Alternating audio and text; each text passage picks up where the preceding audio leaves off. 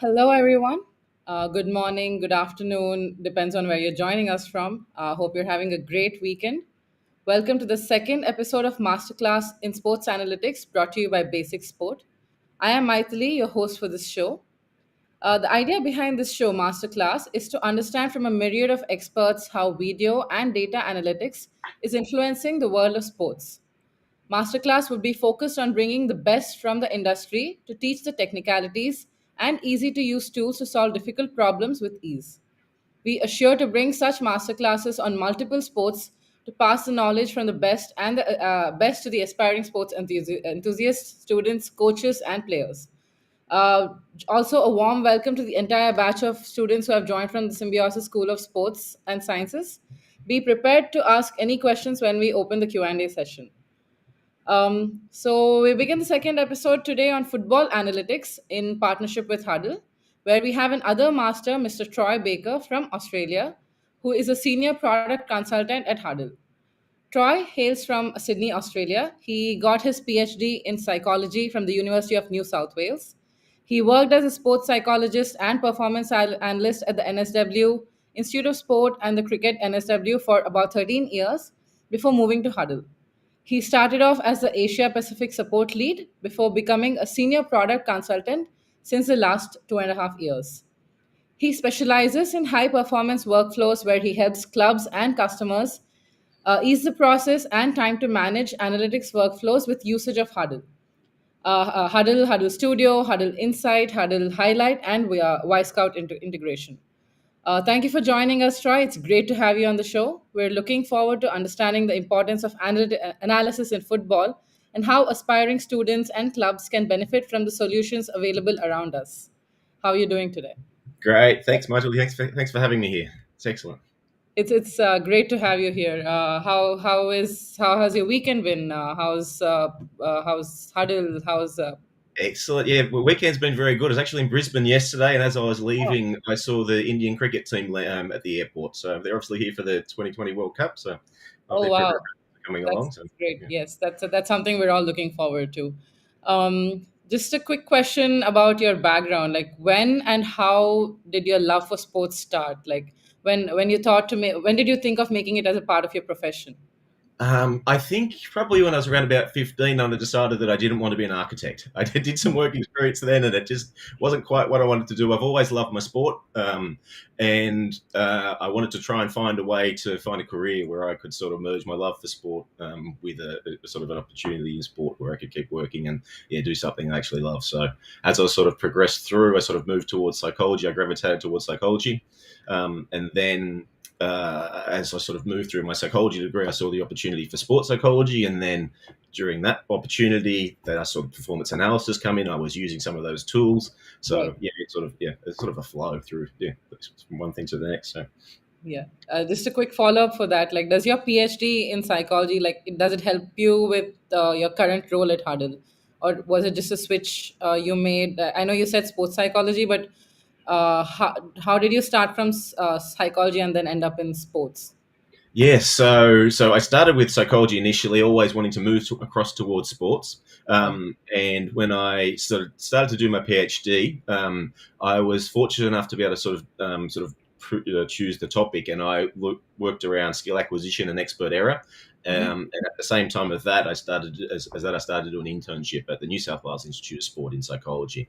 And while Oh, I was doing that, the analysis software, so sports code, was just sort of being developed at that point. So I saw an opportunity to combine that with what I was doing as a psychologist, and I do things like assess how players were playing under pressure and get some objective measures.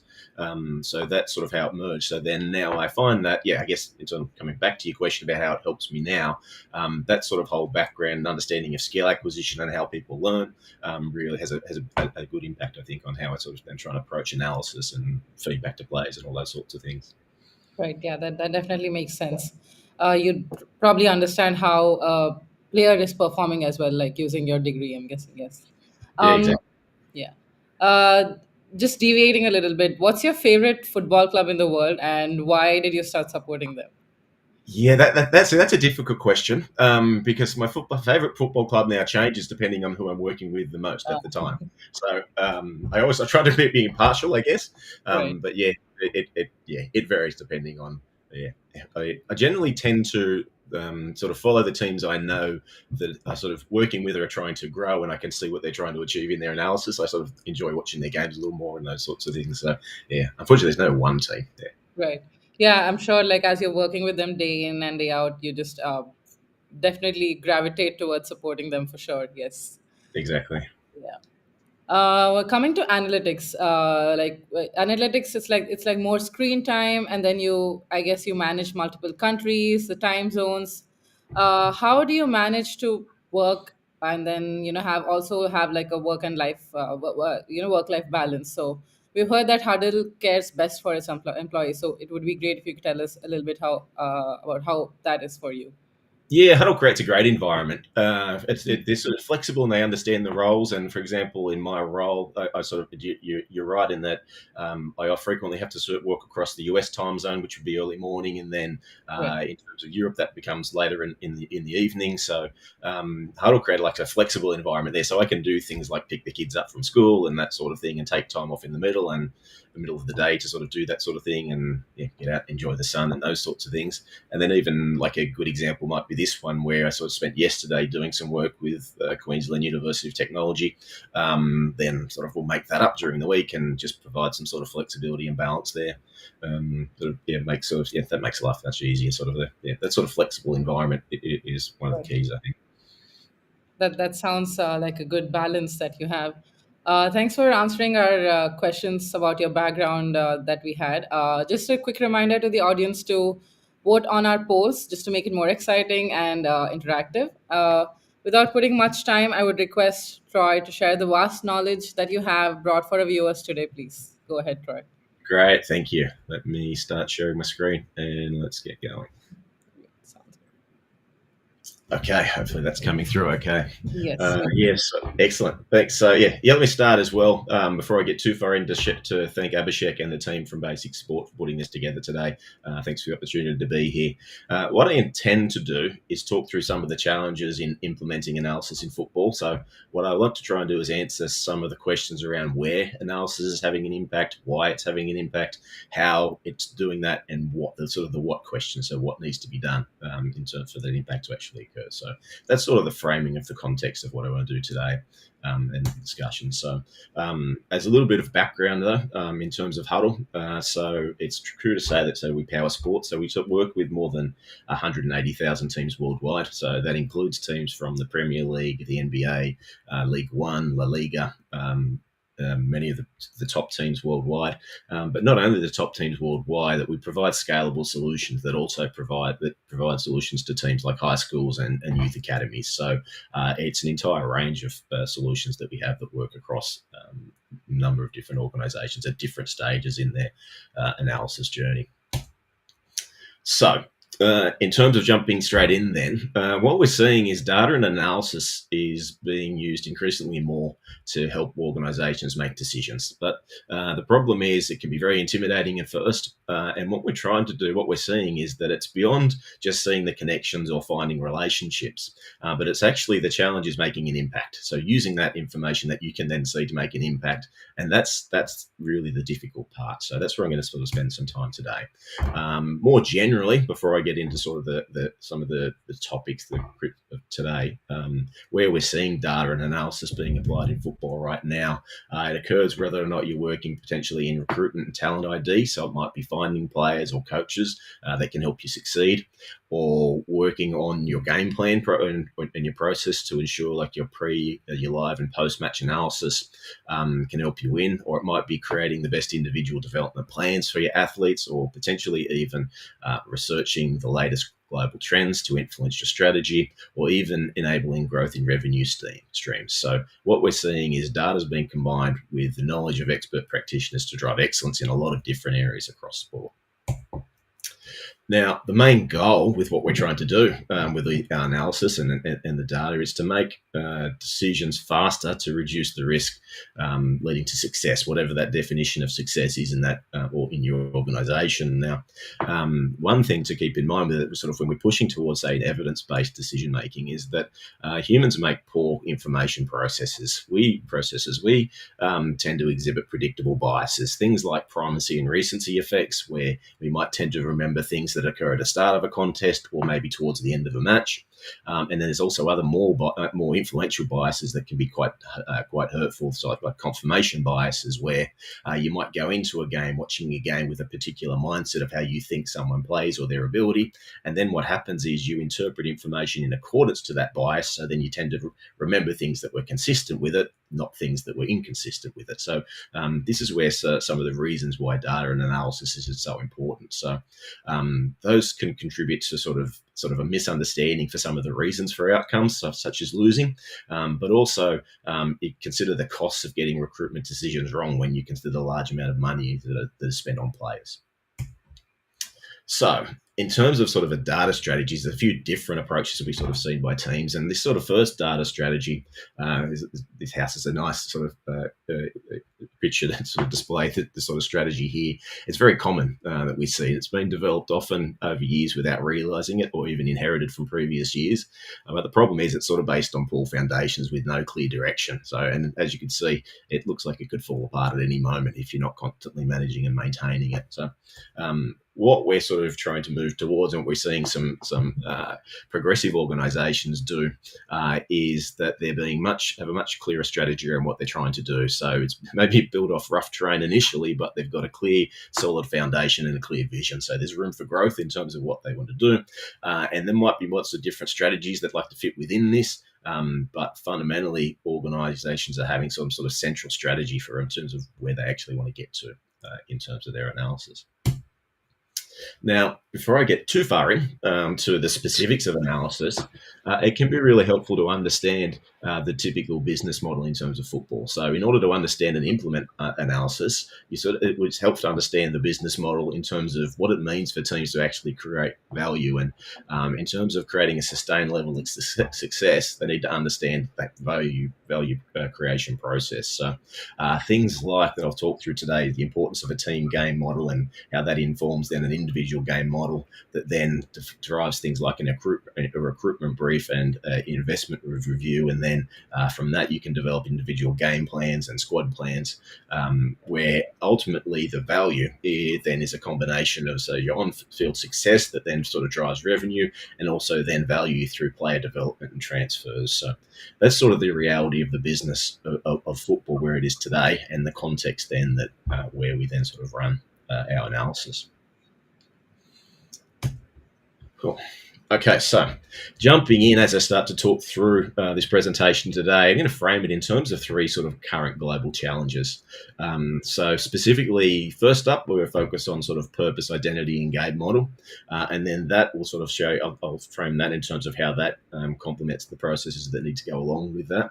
Secondly, we'll talk a little bit about analysis for scouting and recruitment, and then player development and pathways and how they all sort of then interact together. So, with these workflows that are the global challenges I'm going to talk through, I'm going to put those in the context of what we refer to as high performance workflows. So, at its essence, what a high-performance workflow is a solution which achieves your analysis needs in an effective and efficient way. Okay, and it's often more than just a single piece of software, but it's actually a solution of things that need to go together, where it defines things. It defines you to sort of deliver value effectively. So the workflows that I'll sort of talk through initially are going to be around sort of team identity, because the philosophy then of how your organisation wants to play the game, that then needs to align with your player development and your recruitment, and then that should then in turn drive how you analyse your performance. Once you understand what you're trying to do, you can then figure out where you're going and how you are going along in that path.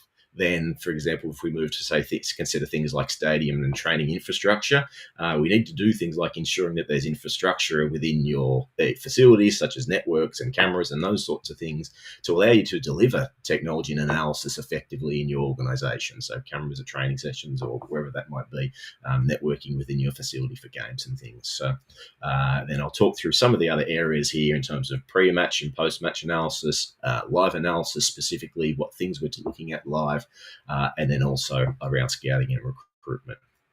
Now, one of the other high-performance workflows that we've just moved into as a company in terms of Hudl, and I won't spend any time with this today because it's a little bit beyond where we're going to get to in this short time frame. But what Hudl's been doing over the last few years is providing more of a connected solution, because that allows us then to build more of these consistent workflows, these high-performance workflows that can actually deliver value.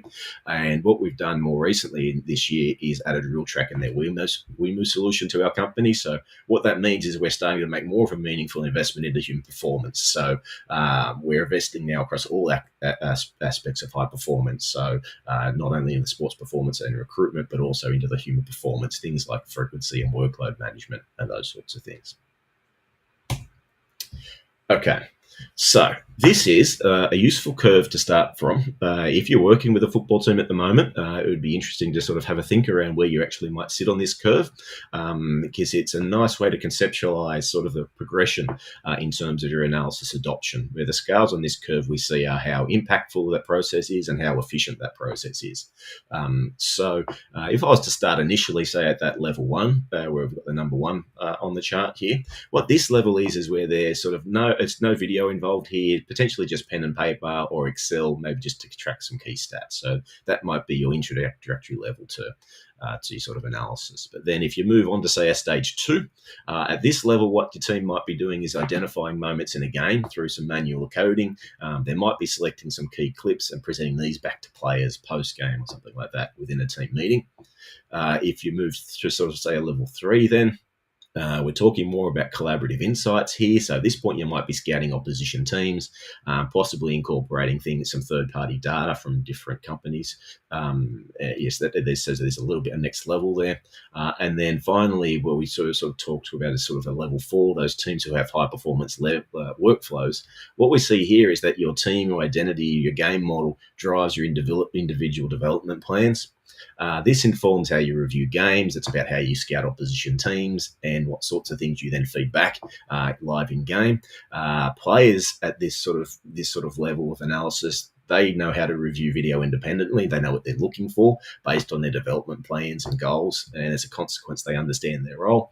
And a lot of the reporting and things around this level are sort of automated reports that link to video and allow you to track trends in season across games. And the curve we often talk about is a bit of a journey. And as you'll see, there's sort of an education step between each different level to help teams progress from one to the next. So that's sort of where we sit in terms of an analysis adoption curve. And yeah, it's always a useful exercise to have a little bit of think about where you sit on that curve now, and then potentially think around where you might like to get to over the next 12 months, 2 years, 3 years. So now, in terms of the global challenges, the first one, and this is sort of the most important part of it, is understanding your purpose, identity, and game model. Now, this is the most important, I'd say the most crucial component of analysis, because before you can actually start to analyze, you need to make some decisions around how you want to play. Once you do this and you set some structures in place, then your analysis then can be based around that structure. And I guess the reason that's important is because once you've identified your purpose, your identity, your game model, how you're going to go and try and play, that in turn then can inform your player recruitment and the development of your players, and then the game plans and that you want to actually then try and introduce into a game. And then that then influences the way that you go about your performance reviews, where you see how you played according to those structures and those plans, and then it gives you the perspective that you then want to look at in terms of when you're scouting opposition teams. So that's why we're sort of starting with the purpose identity, and then we'll sort of move through to some of the other sections now. So as I mentioned, this sort of plays a key role in the foundation of a successful organisation. There's many examples, good examples now across sport. So what we see in this is once you've got this foundation around around your organisation and it's well implemented, then you can move on to the process of investing in people, so they can work on then the outcomes. So that whole process then becomes more straightforward. So what I've got is a short video now, thanks to our partners at the Association of Sporting Directors. So here's an insight from earlier in 2021 when Brian Marwood, who's the managing director of the Global Football Group, managing director of Global Football for the City Football Group, and how they approach their purpose, identity, and game model.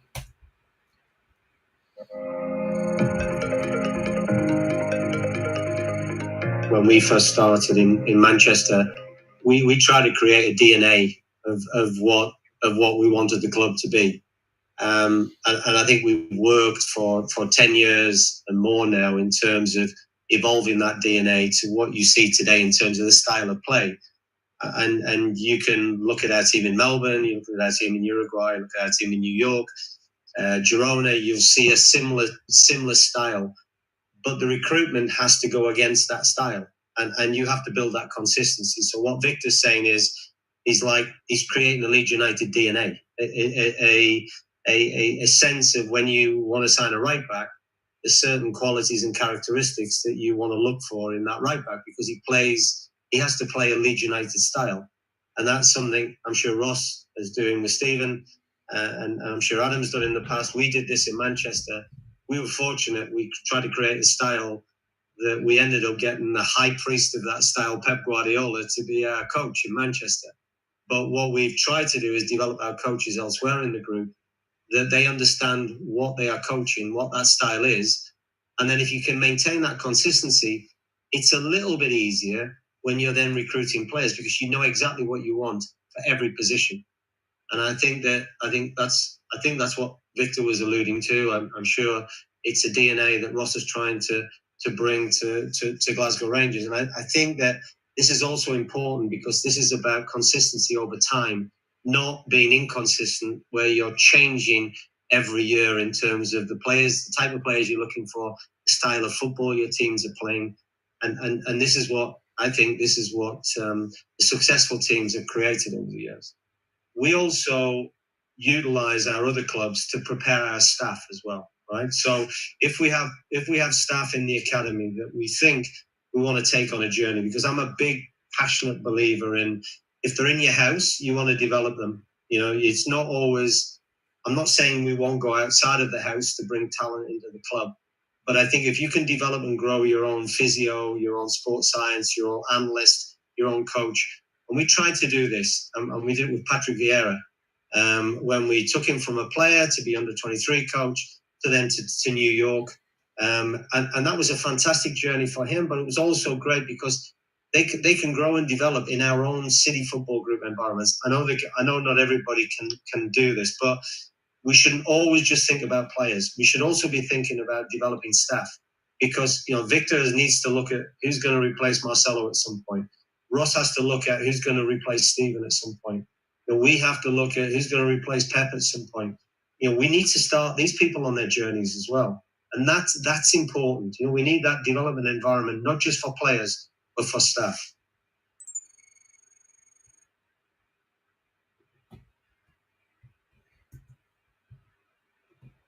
Okay. Oops, sorry. There we go. Okay, sorry, we'll skip over there. So, another practical example of this is the sort of great success Benfica have had in producing talented footballers, and the importance of a clear purpose that the purpose, identity, and game models had on the success of their investment in people and the outcomes they're trying to achieve. So, for example, in the last 7 years, Benfica's generated over 379 million euros in sales from its academy players alone, which is the most of any team in that time. So, I've got another video there from Pedro Marquez, who's the technical director at Benfica, who talked to us about their approach last year. And here's a little bit of a reminder of what he said at that point.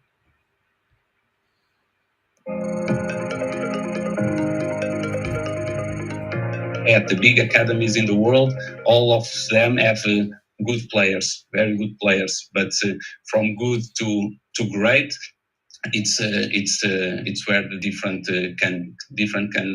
can be made, and the process. I feel that the process is key for that. So at Benfica, in terms of this first pillar of the scouting, and these 4 pillars that we quickly run through on the scouting, there's an investment to scout young boys, to identify young talent, to look at potential more than just that performance at youth levels, so we can get those players in with us. And when the players are with us, it's really key, the methodology, what we do with the players.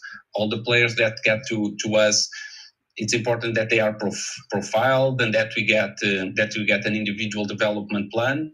Although for us, we look at our academy a little bit like a school, a school of football, a school of great people, developing people. So this football side and the social education side go hand in hand. And on those individual plans, what you're showing on the screen, they work kind in short development cycles, where that multidisciplinary team that we spoke already about can assess the player, can sit with the player after they reflect also on their goals and their development needs to create this kind of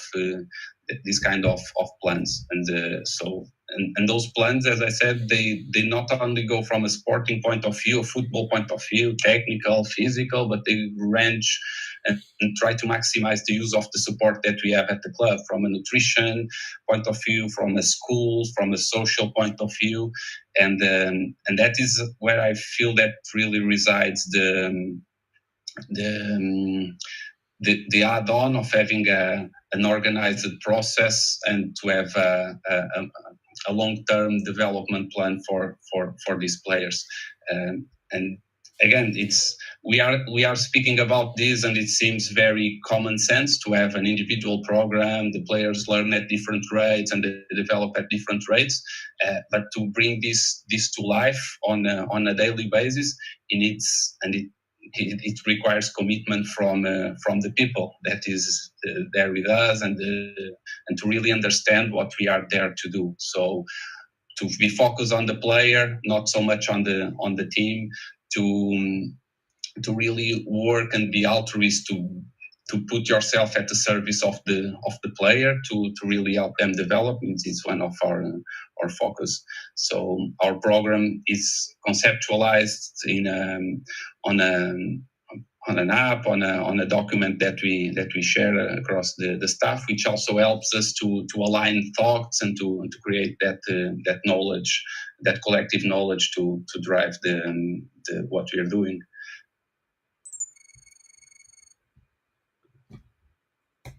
Okay, so both of those videos emphasize sort of what we're saying here around making sure that you have the structures in place and the foundation in place then that flows in and does everything, not only to inform your player development, but also sort of the direction that your organization's going. So if we sort of drop that down to a level of detail, a specific game model is being used by a lot of organizations now to offer like a practical approach to implementing your purpose and your identity. So here, for example, we're showing a template for a football team where we're looking at sort of the relationship between attacking and defensive principles. So identifying what it is in terms of how you actually want to work in attack, and not only in defense in terms of attacking organization, defensive organization, but how that then impacts what you're doing around attacking and defensive transitions, and then around your attacking and defensive set pieces. So that's a nice example of sort of how that sort of model can be used to start. You can start to build from there.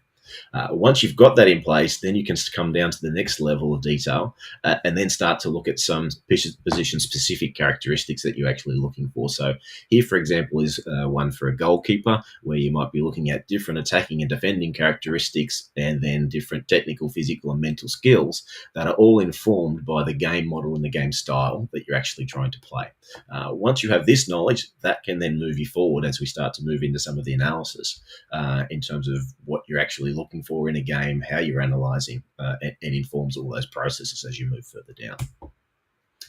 Now, due to one of the important part of this, I guess, is due to the sort of the transient nature of professionals in elite sport, it makes a lot of sense to document what you're doing as an organisation and have this. So this is an example now where we're using Hudl Academy, where we're combining sort of an online education component to sort of identify combine an online education project with some practical in-person sort of training to sort of to provide this well-rounded approach to sort of make sure that there's a clear understanding for your organisation and what your game model is and how that links to your purpose and your identity.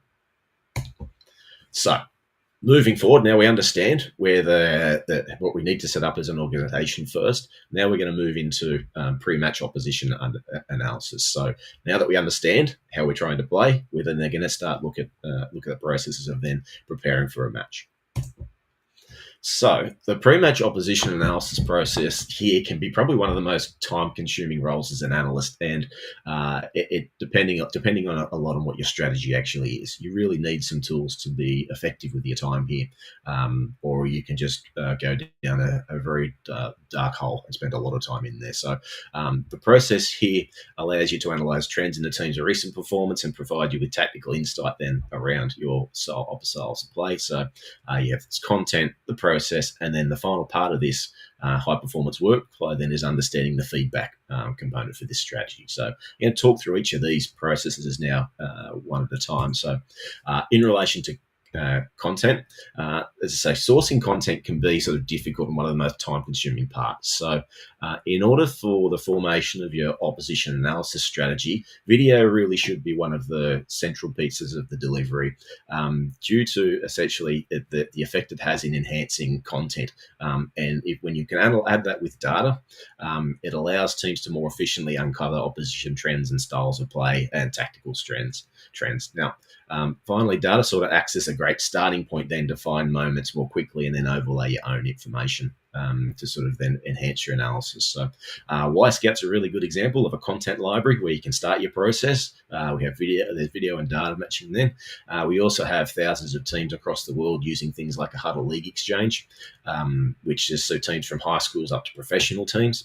And that's one of the things I've noticed over sort of the last 20 years working in elite sport is there's become less of a resistance now to sharing video. It's become more of an accepted more accepted across teams because it's not so much the fact that video is being shared and the fact that you've got access to the video that's important. What's important now is what you actually do with that video. So again, in this sort of scenario, when thinking about content, some of the questions that come up in terms of pre-match analysis might be things like, how many games should I analyze from the opposition to get a stable profile?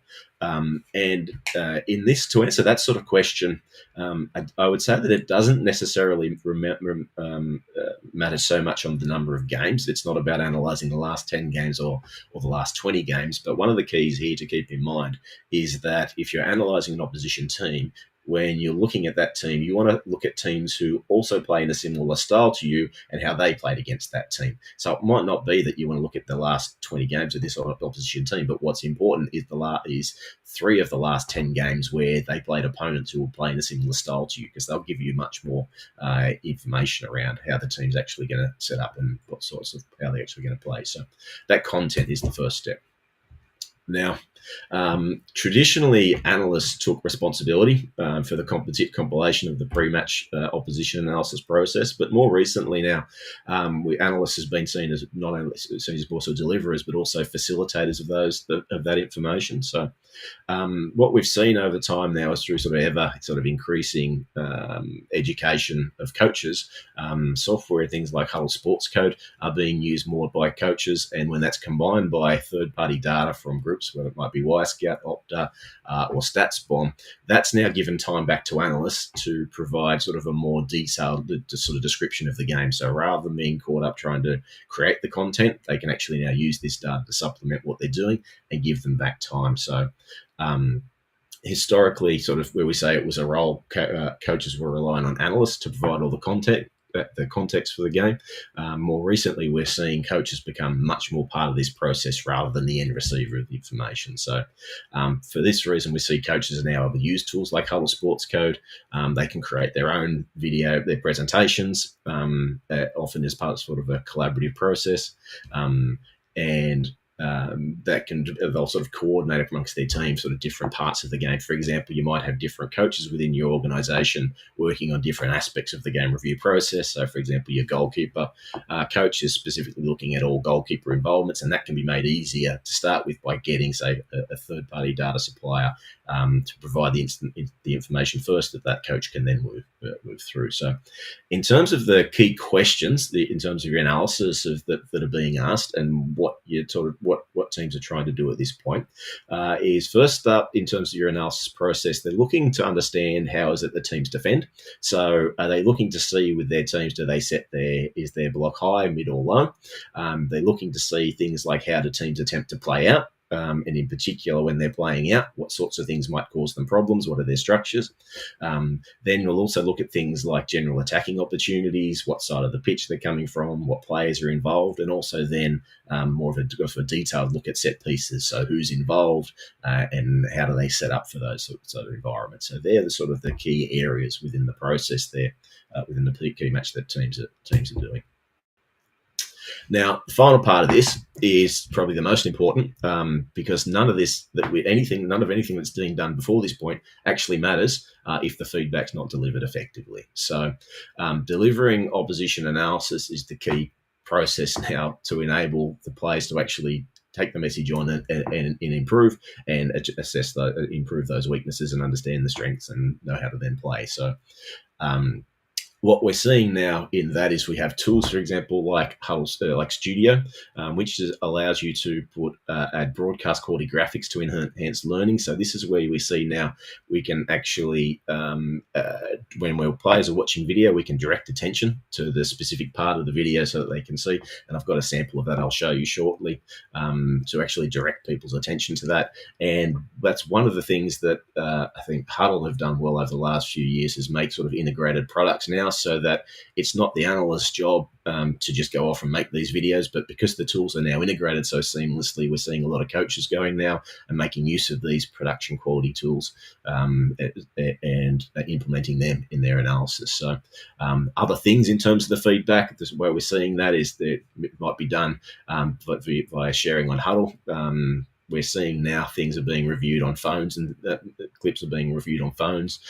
What that allows then is that by the time players come in and have a meeting, you can have more in-depth conversations around it, because they already understand what you're trying to do before they get to the meeting, so your conversation can flow nicely from there. And even tools like Hudl allow you to have conversations around video online. So that's part of the feedback process now that completes that sort of pre-match process. So I will just jump on. This is an example now of Studio to show you. Let me just play that one. So as you'll see now, as an example now, what we're doing in this video is we're highlighting the movement of players. So we've got some tracking discs and some paths showing where the players are moving. What we're trying to do now is emphasize where the player is going and where players should be looking. And you can see the beam of light that then appeared and then highlighted. So now that when the clip is being played back, the viewer of this clip knows exactly what they're what exactly they should be working on and looking at and focusing on in this clip. So those sorts of tools where you're able to really identify and specify the key bits of information on this video can really help direct the attention of your players. Oops, sorry. So that's now finishing off with our pre-match analysis. We're now going to moving on and talk a little bit more about live analysis. So now that we've got our model of how we actually want to go and play, and we've understood that, we've built our game plan and our players understand our roles. Now moving on to the live part of it is now executing that strategy. Now, in terms of the live analysis, we actually think that's a combination of a few different areas, right? So you could broadly break them down into two key themes in terms of live analysis, whether we have match day or training and preparation. But as I sort of mentioned, the live analysis is greatly influenced by things like your team identity and your game model, and then your pre-match opposition analysis. And then in addition there, you've got your stadium and training ground infrastructure that's going to let you set an environment up to deliver the information effectively. So in terms of live, there's a few pieces that need to be combined here to really enhance the performance. So before we dive too much further in, let me think. I'll go through the sort of the live analysis loop. So the first part here is sort of the analytical processes. So this is where you think about things like what insights are important to collect and digest live, because if you're working live, there's only limited resources and what you can actually do. You need to be very focused what it will do. The next question, there are things like how will I get the insights to the hands of the coaches through the use of software and hardware? What resources then have I got that's going to do that? Because we don't want to spend all your time collecting information and then not actually any time using that information. Now, the second part of the whole live analysis loop is the communication flow. So this is an area where many organizations in the industry really struggle. So the questions like what technology we're using to communicate, is it radios, notifications on watches, and then also understanding sort of the communication chain of command. So I'm now speaking sort of specifically to analysts or people who want to sort of move into to sort of analyst positions now. The question is now sort of how do you communicate this information to teams? I remember being with some teams early days when GPS, information was just coming out, and some sports scientists made the grave mistake of trying to advise coaches that because a player had made 3 high-intensity runs in the last 2 minutes, they need to be substituted, and that sports scientist was put in his place very quickly by that particular coach. So what the analyst coach relationship is key. You sort of need to build trust. The analyst needs to know the game style. They need to know what the team is trying to achieve so that they can provide that sort of right information. And then the third part of this is the feedback process. So how a coach is going to get the message to a player in the live environment, and then what does your feedback process look like at halftime? So is it sort of selected clips that are shown to the team? But I guess one of the key things to consider there is if you're showing selected clips to a whole team, you want to make sure that the clips that you're showing are relevant to the whole team. There's no point showing 8 clips of video to a whole team when only 2 of them are relevant to the central defender, because then you've diluted the message. So the key is there sort of who needs to see the message and what is the message you're getting across, and then who's delivering it. So, yeah, as I mentioned before, you see a lot of teams spending 80% of their time on the analytical processes, and they might be generating a whole lot of data, but by negating the communication flow and the feedback process, they just limit the application that they actually have and any sort of benefit that they could then achieve. Okay, so in terms of now sort of live analysis on match day, I'll speak specifically on match day now and then sort of move across to training at next. But if we were sort of look through the sort of the first question might be sort of why would you actually be using live analysis on match day? And obviously, here's one of the quotes that I remember from a coach quite a few years ago was that you can't win today's game tomorrow. So there's no point doing an in-depth analysis tomorrow because that's not actually going to help me win today's game. So, but in terms of the live analysis, again, bringing it back to our purpose, so we're trying to develop a competitive edge over the opposition. For others, it could be develop players for future success. So the 4 key areas that teams use live analysis for on a match day are: number 1 is to evaluate your game plan. So is the team performing in line with the plan that you designed? So it's sort of, this is sort of a review phase of your pre-match phase, if you like. Then it's the opposition playing pattern. So is the opposition playing as we expected from their perspective, or have we executed correctly or well, or what have they changed? Third might be sort of a more individual performance level review, so tactically, physically, mentally, how are they doing? And then finally, the final part of this process in terms of a live match analysis on match day is you can greatly enhance the efficiency of your post-match review process, because many coaches will walk away from a game and want to start that review process quickly so that they can then move on to the next phase. So if you have a good live analysis process in place, you can then start analysing very quickly after the game and then move forward.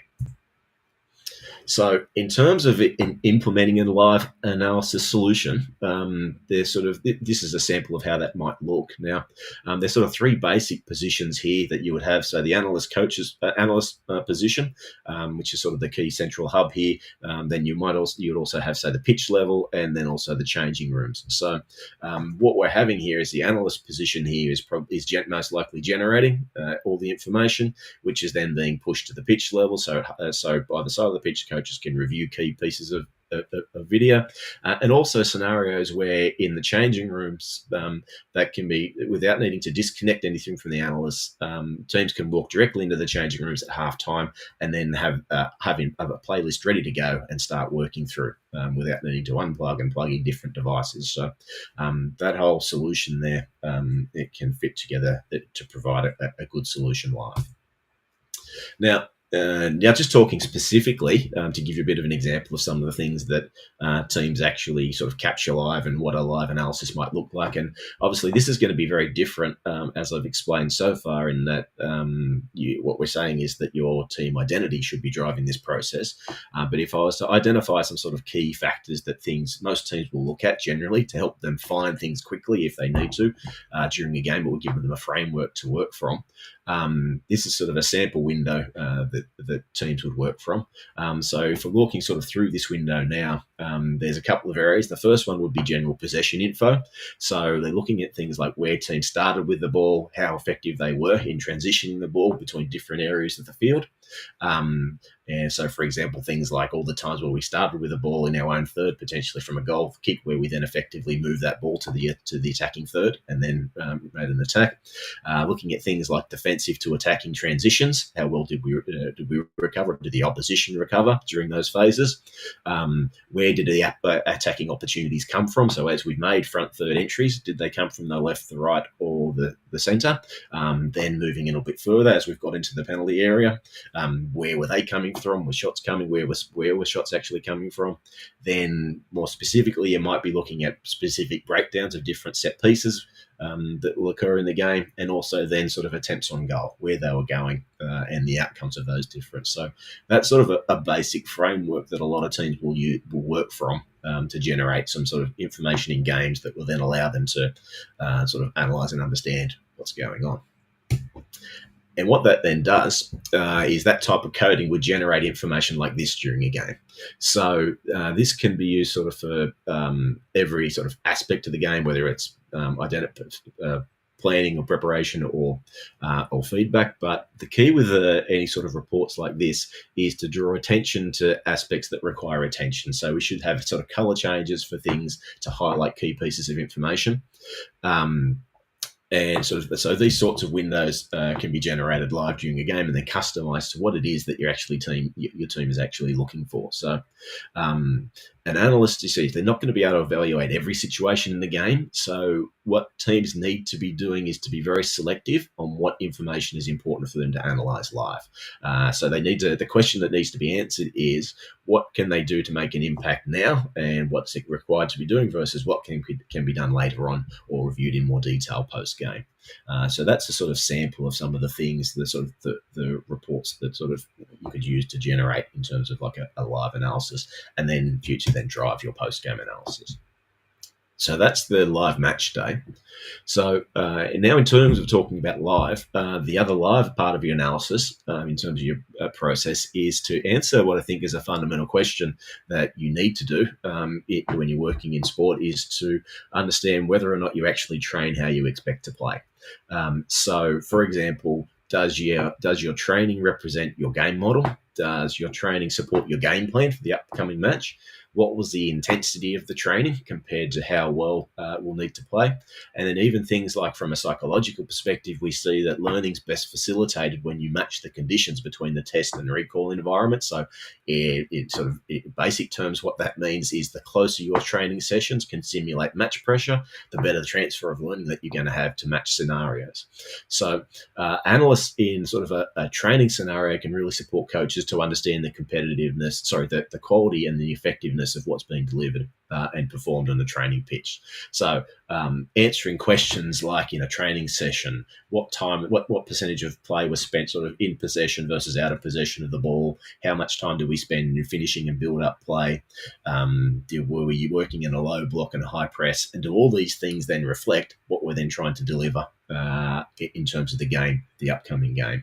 So that's sort of where the importance of doing some sort of analysis of training and understanding the effectiveness of what you're doing in a training scenario. Now, in terms of those training scenarios, in the same way that we consider how we deliver feedback live during matches, the same applies to training sessions. So many coaches you see now are using instant feedback during training sessions to either work directly with players or individuals on their performance. So solutions like Hudl replays on iPads gives analysts and coaches the flexibility to review in any situation. They can walk around with these things on a training part, and further, they sort of have the ability to tag things with a solution like Hudl Replay, so that they can mark things for review for later on.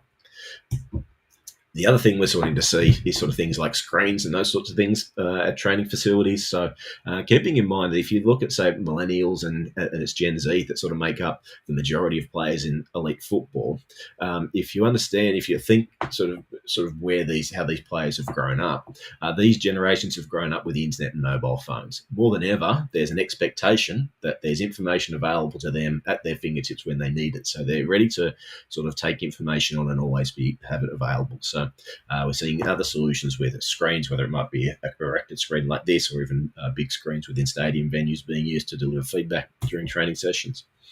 And the final part of the process then around your live training analysis that can benefit is just sort of your post-training review. So coaches want to be able to review the training sessions to understand how they trained, whether that they executed the way their game plan in their training session like they're planning to, and also then post-training players want to be able to look at review the session as well. So that can be achieved by doing things like uploading the training session to Hudl, and then they can review the content themselves remotely on their phones and those sorts of things. Now, the final part then that we'll talk through in this section relates to then the sort of the post-match analysis and review. And this is the stage, obviously, where we're reflecting on the previous match and then sort of trying to understand whether or not we did what it was that we were trying to do as a team. Now, this is now interesting if we sort of, before we get too far into that, into the post-match process, is to understand sort of a typical weekly workflow.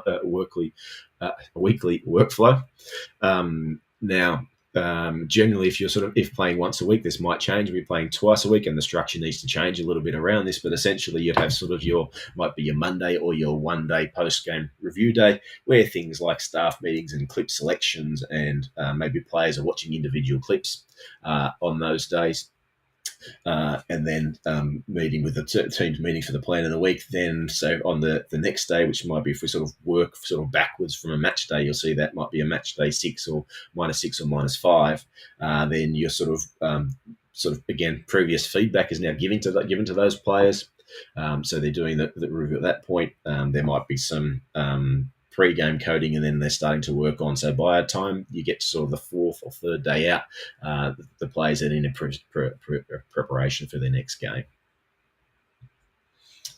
Now, your live workflows here can really facilitate your post-match processes. What it does, it should give you a baseline information that you can then supplement post-game. So during this phase, what you're doing is you're trying to help create and select the clips for video feedback to present to the players, and also sort of generate interactive reports, much like the one that's shown here, that connect the video and the data. So in this sort of post-match process, it might be using a combination of external data and your internal coding to power your reviews.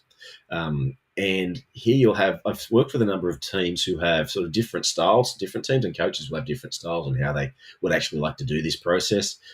Some like to work from, say, windows like this, so an output window where they can quickly get to review the things that matter to them. So if they're mostly focused around loss of ball possession, so in this chart, loss of ball possessions in that 10 in that front area of the third might be a concern to them, so they can go quickly to that and review that and find the clips they want, put them into a presentation and then present. Other teams I've seen like to get together and actually rewatch the entire game and code key moments as a group and discuss the game as they go through. And that allows a bit more of a collaborative approach on that part. So there's no absolute right or wrong way to do this, but they're just different ways you can go about doing it. And sometimes these output reports and things can really facilitate that process and make it much more efficiently, make more a much efficient process to get that post-game review done. Now, that was also in relation to team performance, but in terms of individual performance, one really effective approach is to provide players with feedback that's directly related to KPIs for their position. So, for example, this one here is showing game metrics compared to an average, a season average. So it might be things like successful passes or received between the lines, or successful passes independently areas. But what's important to note here is that this should be consistent with your game model and your player profiling model. So what is on this report should be consistent with what you're expecting that player to do, and it should be consistent with how you, again, obviously the role that you want them to play. There's other options instead of just using it. So, for example, compared to a season average, you could be plotting this around some expected numbers or KPIs that you think that they should be having per game, and then highlight sort of the strengths and weaknesses at a per game level. Then a final part, another part of the post game analysis, and we're seeing quite a bit of this happen now in many elite terms, is the concept of flipped learning. And what we're looking for here is that the players actually drive their own analysis, and they can do this because, the only way they can do that is because your organisation has a game model and it has then individual development plans. So that knowledge of the individual development plan helps then drive your game plan. So the result is the players know their role, so they can be control of their own development and then sort of assess their progress. So the players know what to look for in the video because they know their individual development plan and how they're trying to achieve their own development. So in a lot of teams, I used to see some reluctance to letting players sort of have access to video on their own.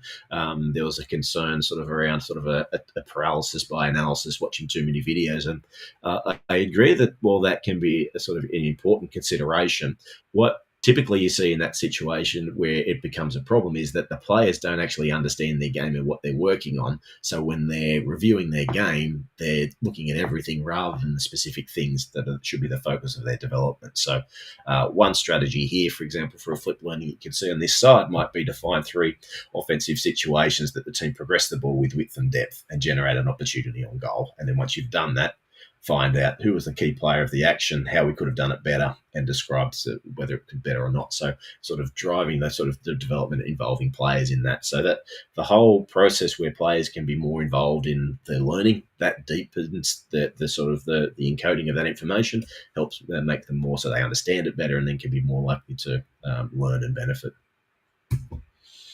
And then a final option around that is sort of using tools like Hudl.com, which allows clips to be posted and then conversations to occur around these moments. That might be sort of either individually or team focused. So that's often done in preparation for team meetings, for example, so it could help sort of facilitate discussion. Okay. Okay. Thank you so much for that, Troy. It was very fascinating to listen to the first part of the presentation. We just have a short video to show from Hudl.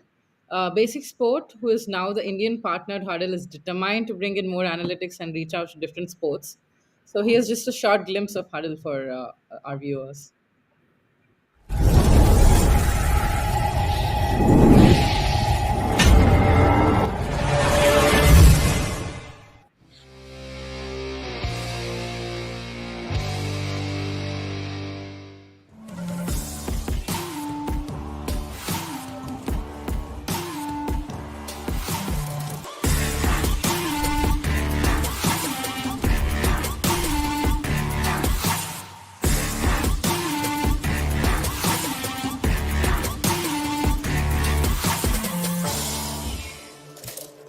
Hudl allows you to adapt to exactly what you need in your club and what you need in your team and what you need in your competition.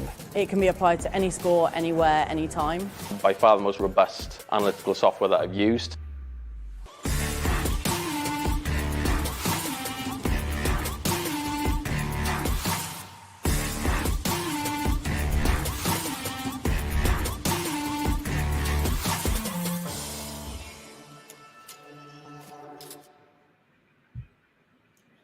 Great. Before I get into some of the questions I had about the presentation you're given until now, the video that you showed about Brian talking, I just have to know when he was talking about Manchester, was it Manchester City or Manchester United? That was City. Yeah, the City Football Group. Yeah. I'm sure our audience was looking forward to you answering that question as well. Great to know. So, when you were talking about the pre and post match analysis, uh, what would you say are some of the key statistics to look at before and after a match? I know there's a lot that goes into it, but like some key statistics would really help. Yeah, sure. I guess, well, some of the sort of, I showed an example in the presentation of some of the things you might collect live in terms of that information. But in terms of the key statistics, it really depends on, it goes back to your game model. So how it is that the team's actually wants to play and what it is they're actually trying to do. They're the most important things to be reviewed. And that's going to change for each team. So there's no sort of one right and wrong. You need to look at how your team defended in the opposing, in the front third or whatever it might be. That might be important, but it's going to depend on sort of the team and the way you approach the game and what your sort of purpose is. And does it completely depend on the sport and on how the team works, or is it different for each team in a particular sport as well? Oh yeah, different sports. Yeah, well, yeah. I guess as you work across different sports, then it sort of even becomes less that you sort of, in terms of sort of invasion type sports, generally teams are looking for the same thing. It's sort of like how do we get the ball out of our own end? How do we then try and transition that ball forward? And then how do we then attack? And then flipping that around, how did teams attack us? And particularly, how did we manage to defend them? How did they then attack and create chances? And then things like when the ball was turned over, how quickly did we move to recover, to get in position to take advantage? And quickly, if we were in defence, how quickly we transition back to cover anything. So if I was to sort of speak broadly across different sports, football and any sort of invasion sport, they're the key sort of areas that teams are looking at in terms of their analysis. Right. That's very interesting to know. Just another question before we can get back to your presentation. For someone hoping to make a career in football analytics, what would you suggest are some of the few things that they could that should be on their to-do list that they can start off with? Sure. Well, I guess a good place to start would be trying to do sort of internships or those sorts of things with different teams to get an understanding of how they're working. We do things that sort of in Australia, we've been running sort of a junior analyst academy. So as clubs take up interns, they'd like those interns to be trained. So we run sort of sessions to help over sort of 6-week programs to train those interns. So by the time they start with those clubs, they're delivering value. And we've just started to move that globally now. So we started that last year in Australia, and that's going to be sort of transitioned globally now as that sort of as an education process.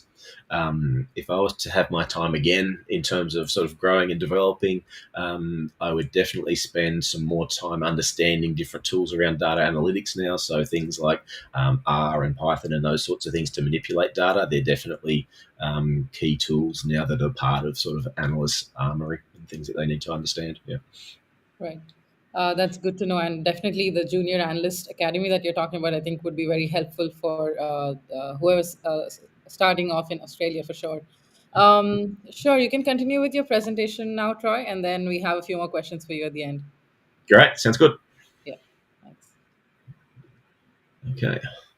Sharing again. Okay, so the next step then, the next 2 sections will be a little bit quicker than that first one. So the next one then is just sort of to look at sort of the global challenge, which is scouting and recruitment. Now, typically all clubs and federations are trying to win within their context, and this is directly linked to the quality of the coaches and the players that they have. So looking at this from the perspective of players, here's a report from the CIES Football Observatory's 2020 migration study into player transfer. So this is a good starting point when it comes to thinking about strategically sort of how to plan for the coverage of markets for scouting and recruitment. And you can see things like the number of players that are coming from Brazil and the minutes they're playing and based around sort of country populations and those sorts of things there too. So you can see sort of the origins and understand what would be involved in coverage there and where you need to be targeting. But in terms of the player recruitment, this is sort of a best practice for our high performance workflow in player recruitment, where you see what we see here is the game model plays at the start and how this moves through the squad planning to sort of provide a recruitment brief that's then shared with the scouting and recruitment team sort of to work on. So squad planning then sort of is based on the status of the team versus the required sort of style of play, and it provides sort of some recruitment briefs there, including a budget range. The long list stage is often where successful teams differentiate themselves. They find a way of sort of blending their knowledge with global scouts while educating on the use of technology to deliver efficient recommendations. They also provide space for data-driven scouting and sort of intermediary agent recommendations too, sort of providing the strengths from all 3 sources. And then typically sort of that sort of process then moves on to sort of a panel of senior scouts, which facilitate the shortlist process. And one of their first tasks is identifying players on the long list that have been recommended by all three of the sources above. They then systematically judge those players against that recruitment brief, and then sort of provide some evidence then. What you typically see following that is a technical committee, usually made up of the sporting director, head coach, head of recruitment, then review the shortlist and confirm the ranking. This ranking is then presented to, say, a leadership committee that usually contains, say, the CEO, the sporting director, head coach. And at this stage, specific player investment review is created ahead of achieving sort of board approval and sort of the next steps. So the best teams understand the fluid nature of this player recruitment in football and use this type of structure to assess players whose situations change during that sort of transfer window. Now, one common trend we are seeing, sort of mentioned to that in this stage, was sort of use data more to move from that long list to the shortlisting process. So done well, this requires a mechanism to centralize data from sort of user-generated, licensed and acquired sources. So these organizations are invested in converting their game and player model profiles into a customized index they can then use to monitor players and then search for future recruits. So I've got an example now with Tom, who's also from a solutions consultant team here at Hudl. Who's going to show us how we're sort of providing insight using some of the Y-Scout data to generate some of this process. Thanks, Ed. A lot of high-performance workflows are now starting to incorporate raw data in their day-to-day workflows. Here we're looking at an example using the Y-Scout API to create a custom index which will allow us to discover undervalued talent and also compare our own playing staff to their peers. The way that we've created this particular example is looking at a number 9 or a striker, choosing metrics that are relevant to that playing position, and then ranking them compared to the best player in that position for each metric. The way we've done this is by combining two indexes. So we're looking at attacking metrics and defensive metrics. And to start with, we'll look at the attacking metrics. As you can see in this pop-up, we've chosen 4 metrics, but these could be anything that's contained within the Y-Scout API, which is relevant to your game model and to your player profiling model. Here we've got shots on target, touches in the box, expected goals, and successful through passes. What you'll also notice here is that we've applied a multiplier or a weighting to each of these metrics. So where we can see this 1.5 and a 1.2, this is basically showing us how important we believe each of these metrics to be. In a team environment, a good way to create this weighting is to speak to the recruitment staff, speak to the coaching staff, and ask them what are the most important metrics for each position, and then within those, what is the particular order they should be in. Once we've created the attacking index, we can then create the defensive index. Again, it's key to remember here that we're looking at a number 9. So these are defensive metrics important for that position. In the modern game, we want our number 9 to be pressing. So the first 2 metrics here are pressing duels and recoveries in the opposition half. We also want to know their total number of interceptions and successful defensive actions. Once we've calculated both an attacking and defensive index, we can combine those together, which will give us an overall indexing score for that player. Or we could plot them on a scatter plot like the one we're looking at now. Every circle here represents a player. And you'll notice we've got this trend line as well. Any player below the trend line earns a higher percentage of their total index through defensive metrics. So if I hover over some of these player names now, these are likely to be players that play in teams who maybe have less of the ball, or potentially the player themselves has even played in a slightly deeper position as a false 9. The players above this trend line are very much out-and-out strikers. They score a high percentage of their total index from the attacking metrics. So again, if I hover over some names here, we're going to see Edin Dzeko, Zlatan Ibrahimovic, very much the traditional number 9.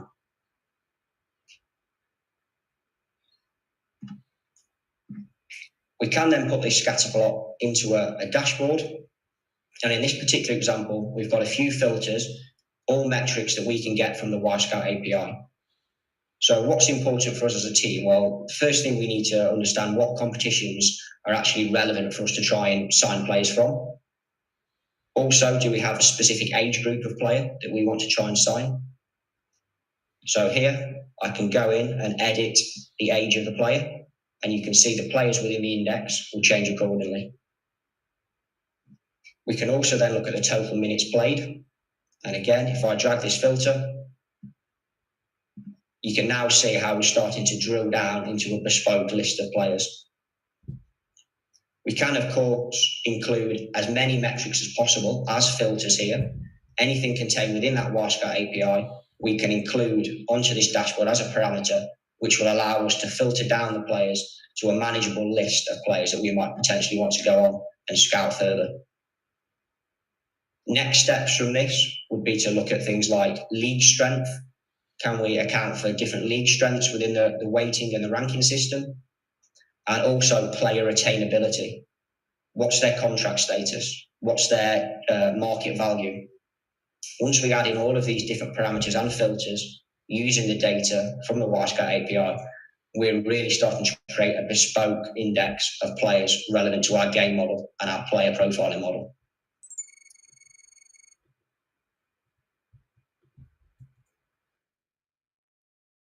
Ted.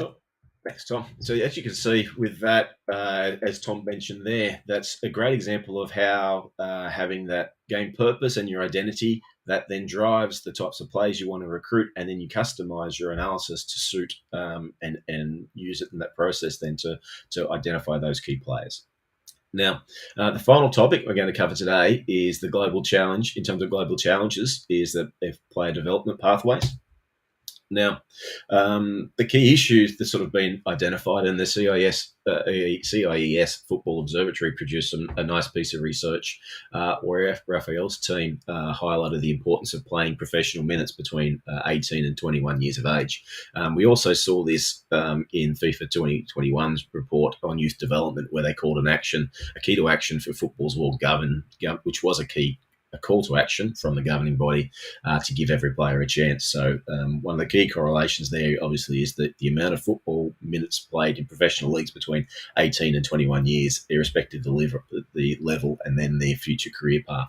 So if we just look at some total minutes there, in practical terms, this means that players, providing youth players with senior minutes so they can actually learn. So in this graph, we're using Wisecout's global database, showing sort of the 25 leagues between 2015 and 2021 and the number of minutes played by under 21 players. So using this sample, we can observe that first divisions in the Netherlands, Brazil and Serbia lead the way in terms of number of under 21 minutes. Unfortunately, my picture's covering the ISL number there, which you can see just below me there. So you can see where they fit in terms of the sort of number of minutes provided.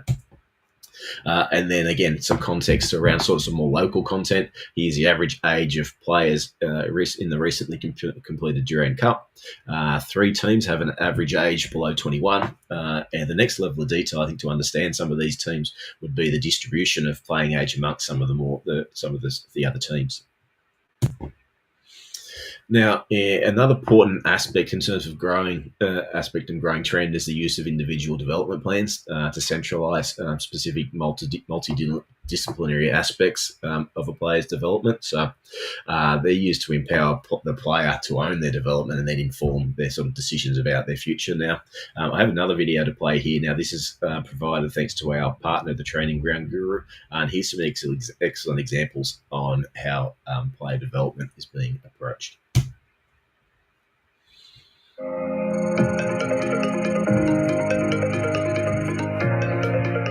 We've also introduced an individual development coach to sit alongside the game coach, and their role really is not to own every player's IDPs, but to make sure that there is robust, simple player-led IDPs, that where there's a need identified by a player, that they can go to that individual development coach to pull the relevant staff in to talk about that issue, to find out where that support could come from, and to make sure that on a regular basis we are reviewing the players' IDPs based on their performances in training, their performances in games, and making sure that they're on track or as close to on track as we possibly can be. And it's going to be a key role. So, it's something that we've implemented in the last 3 or 4 months, and this will be our first season at it from next season. And it's something I'm really excited about. And it's something, we've got 2 fantastic individuals as those individual development coaches. I was fortunate enough to work with these guys at the FA, Lee Skirman and Mikey Harris, who I know have got the right level of coaching experience and the right relationships with players and influence and skills to be open-minded, to consult with data, to consult with psychology, to consult with all of the MDT teams, to pull all that together and realise that the answer is not always on the grass with coaches.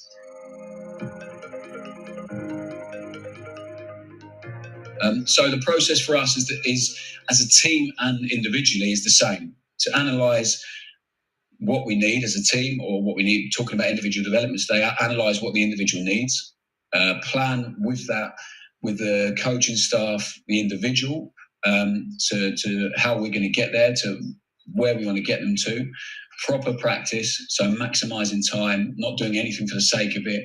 When they are doing an individual session, it's really specific to them and their position and what they're going to need and what we've agreed that they need to work on the most. Also trying to improve their real strengths as well. Something Reece spoke about is people will often form a career on a USP, on one real factor, and then build the rest of it off that. We're really aware of that. So we have, a younger player who is really athletic, seriously athletic. So we didn't want to take any of that away from him, but we wanted to build the other stuff. So we built everything off the back of that, and him feeling good and him feeling really strong during the individual sessions, and him not actually realising how much technical work he's getting in that, and his improvement, his performance levels since then have been huge. And then performance, and then analysing that performance. So the process, the cycle repeats itself constantly. And we always say to the players and the coaches, in training and practice, it's supposed to be, in my opinion, enjoyable, but also uncomfortable at times. Really uncomfortable at times for some of the group with the way we've tried to play this year, with the way we've tried to implement things. And I always say to the guys, this is the time to think, to challenge yourself, to challenge each other, to challenge us as coaches, to ask questions, why they're doing something. We always try and we have a meeting every single morning as a group, as a team. And if we are really focusing on 1 or 2 individuals in that session, within the team training, we will speak to that player in the morning in the office before we even go into the team meeting, to make sure they understand why we're going to do it, to make sure they might feel a bit of pain during the session, but not to worry, that we understand that. So to put the ego to one side, and that is going to make all of us, especially them, that player in particular, better the next time they step over the white line on a Saturday, or a Tuesday night, which is what it's all about. For me, training is to get them to the best place possible. It's not about us, it's about our ego. So get them in the best place possible so they can feel really comfortable stepping over the white line, and they've lived most situations they're going to experience on a Saturday during the week. So to make mistakes, to learn, to analyse themselves, which we do through Hudl. I'm sure a lot of the coaches have the Hudl app, but the guys watch their own clips religiously. Lots of them for a very long time after games, watch training clips, often messaging Ben, our analyst, for clips after training to have a look at themselves, which I love. We've really driven that for a long time. And we've got to a point now where that's become second nature to the guys. And then to rehearse and to live those routines that they're going to produce on the pitch on a Saturday during training. All of that, I feel, should lead to during the match, they go into it feeling confident, they play with confidence because they have clarity in what they're doing. Things become instinctive because they've lived so many moments individually and as a team through the week, and they enjoy it. They can relax and enjoy it as much as possible and know that they have prepared and done all they can during the week to perform on a Saturday.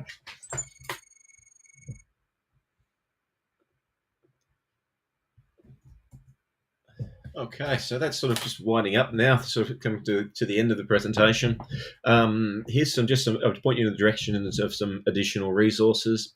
Mightily, just sort of getting back to the question that you asked earlier around sort of how an analyst might want to sort of get involved and sort of advance their career, where to start. If you have a look at that QR code that's on the screen now, that'll link to our Hudl blog, where you'll find lots of case studies from all over the world on how teams are implementing analysis across a range of sports and organisations and contexts. Things like case studies such as football coaches in Singapore who now receive recognition of coaching development hours when completing our online academy courses. Also data-driven approaches to recruitment and things like tips for improving feedback in real time.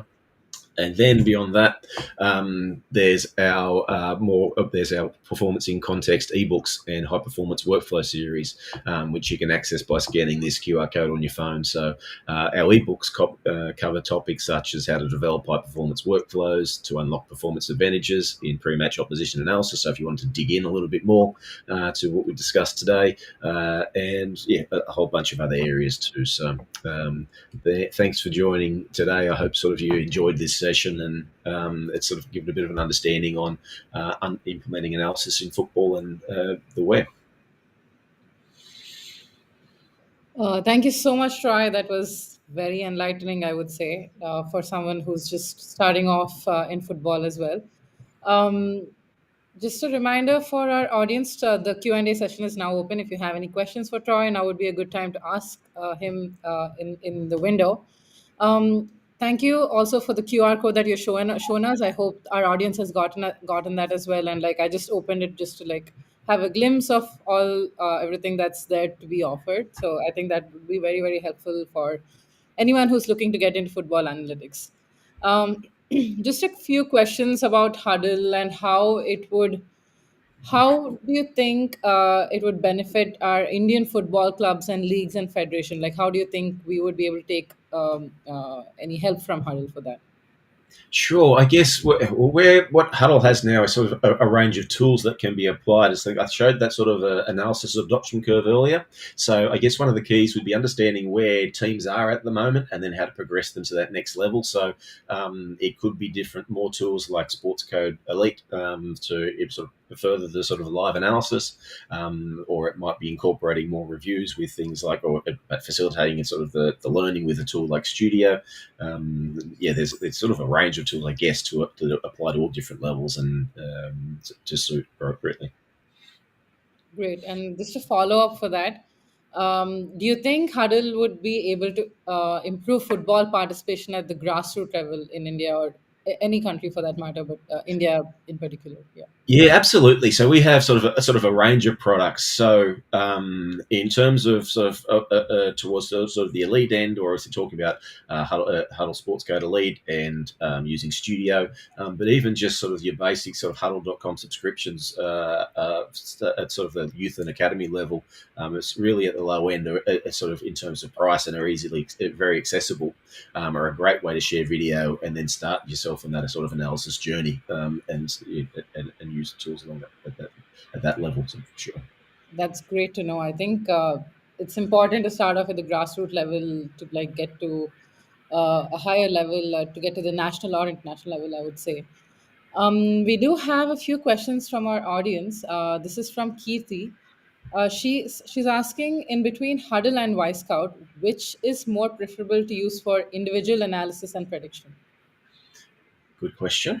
Okay, so in terms of Hudl and Y-Scout, I guess they're serving different purposes, is what I'd say to that question. So Y-Scout definitely, there is the information is on there is both team and individual based. So there's certainly a platform there to review individual performance. But in terms of then the Hudl tool stuff, we're talking around sort of an individual player's performance within a particular team. It might be a process where that information might come from Y-Scout initially and then be supplemented by the team in a tool like Sports Code, where you can get sort of a more of an in-depth understanding of that sort of individual player's development. So I would say they tend to work hand in hand. So while the The data on Y-Scout is very much objective data, and it's things that anyone from watching a game could see. What typically happens is teams take that data and then use that in Sportscode and then supplement that with the information that they know sort of from within their organisation that team's trying to work on. So according to that player's development. So you might label different things around sort of how a player, the direction the players are facing when they receive the ball and what options they're then taking, which only that team could know based on the structure that they're trying to play and what they're trying to get that player to do. So I'd say it's sort of a combination of both, depending on what it is that you're trying to achieve. Yeah. Got it. I know you're talking about sports code, and I read somewhere that you're the product consultant for sports code. How is sports code used? Like, it's mostly to look at workflows, if I'm not wrong from what I got. But if you could give a brief explanation as well. Yeah, so previous to sort of working now in the role as a solution consultant, I was the product manager for Sportscode. So I was looking at the development of Sportscode as a product, and there's a few different aspects of that product. So first, I guess it's a sort of a video capture platform. So you capture video and you do your live analysis. So I showed, for example, that code window in the webinar where we talked through the things that you might tag live. So that's part of that Sportscode process where you're tagging information, it's generating a timeline, and then the other part of that sports code process is then taking that information and filtering it and then providing and putting that into a presentation for feedback in team meetings and those sorts of things. So yeah, that sort of sports code as a product spans sort of all those different workflows that we spoke through today, from pre-match, live and post-match. Right, got it. It's You'd probably understand more from the presentation that we can see on sports code, like you analyze better. I'm guessing from what that's Absolutely, what I you can. It's sports code's about it. It allows you to add your own custom way of analysing a game. In terms of if you ask me why I think sports code is such an effective tool, it's because when we start with sports code, there's that code window I showed in the football example was a live version of that. But the beauty of sports code is that your code window when you start with is blank. You decide as a team what it is that you think is important in a game, and you build your analysis around that. And that sort of custom analysis is the strength of what Sports Code provides. It's a solution that caters to exactly what it is that you're trying to achieve and allows you to develop your analysis around that. Interesting. Another question we have from Anirudh. He's asking, what innovation do you think is down the line from Hudl? Sure. Well, there's a few directions that you see that we're sort of moving at the moment. So in the last few months, we released a product called Insight, which is using tracking data and combining that with event data to then generate insights within a game and make it easy for you to find things. So, for example, identify all the times that your striker made a run in behind the line and you didn't pass him the ball, and those sorts of things. So we're seeing sort of definitely global football's moving in that direction. We're also seeing, as a company, we're moving towards the end of implementing our own camera systems. So one of the things, one of the first barriers to overcome in terms of video analysis is actually sourcing the video. So we have our own automated capture platform. So our Hudl outdoor focus cameras will capture that video, and then that can then be sent directly up to Sportscode for you. Directly up to Hudl for you. So that part of the process is automated. So yeah, there's sort of the directions that we're seeing things move at the moment. So two ways I'd see is, to summarize those briefly, we're seeing teams make more use of data and understanding how to do that and what data can actually be used for. And the other side of that process is that then being able to do that efficiently, making all these things in steps along the way in those processes work efficiently together. So you're not switching from one provider to another, because every time you need to do that, that creates inefficiencies and problems and barriers to overcome. So that's sort of generally, I think, the direction that you see that Hull's definitely moving in. Great. That's good to hear the direction that Hudl is going in to improve analytics further. Another question we have is from Avi. He's asking if we would be seeing Hudl to be used in ISL teams to improve the quality of play in the Indian circuit, like with which would further help India improve at the international level. Absolutely, we're seeing that a lot. And again, so if I sort of pick out specific markets, I would say sort of Japan have done a very good job of that at the moment. They've implemented really good analysis processes across their domestic competition, and that's then fed into their international competition and the development of that international team. And yeah, I think we're seeing working with a lot of international federations now who are recognising the impact of improving the development of their local domestic competition and how that then drives their international play. So absolutely, that's a trend not only for that we'd see in India, but also we're seeing that globally. That's great to hear. We look forward to working with Hudl much more from our country here, and we would like to improve a lot at the international level as well. So I hope that that's something that happens in the near future.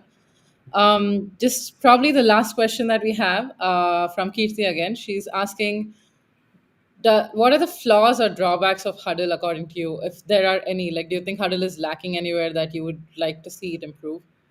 Very good question. I would see. So again, I guess this probably comes back to sort of I think the slide I showed previously in sort of where Huddle's moving towards is in terms of understanding sort of the human performance and providing that complete workflow solution. So that's something I'd say that we're working towards at the moment. We're sort of just starting to move in that space with the acquisition of RealTrack and WeMove. So we're now understanding that performance and incorporating that data to provide sort of more of a complete solution. So yeah, that's sort of where I would say in terms of where we're sort of moving towards and things that we need to keep working on. That would definitely be the area that I'd say. Great, and I hope that works out soon. And maybe the next time I ask you this question, there won't be any more flaws, or not flaws, but I would say Huddle is like Yeah, full flash yeah, platform. you're right. Yeah. Yeah, you're right. I think even in terms of sports code, I think one of the intimidating things with sports code is when people pick up sports code, they have that empty code window. And that whole process that we sort of talked through today about identifying your game model and then incorporating that into analysis, that can be daunting as a first step. So it's really important for teams when they take on any sort of analysis product to sort of have an organization that's going to support them through that process. So the education around what it is they're trying to achieve and how they're going to get their analysis. So it's not just about that sort of sports code and buying that product. It's about the education and sort of the support to help them implement the things that they want to implement around there. So, Right. Great, great. That's thank you so much for answering all our questions, Troy. It was great to hear from you, and your presentation was very enlightening, I would say, and I hope it helped all the audience that joined us today. We would love to hear some words from you about your experience and maybe some advice and encouragement for our Indian football coaches and teams and players. yeah, well, I guess more than happy to try and it would sort of to be involved more around Indian football and grow the development over there. So yeah, obviously we'll be working with Basic Sport and the team over there to sort of help influence and improve analysis that's going on at the moment. So yeah, thank you very much for your time today, and appreciate being here. Thank you so much for that, Troy. It was great listening to you. And well, that's it from us, everyone. I would like to thank all the viewers for joining us. Hope everyone liked the show and definitely got something from it for sure. We at Basic Sports definitely loved it. The highlights and the recorded video will be available on YouTube if you'd ever want to go back and listen to Troy. Have a great morning, evening, afternoon, wherever everyone has joined from. So that's it from us.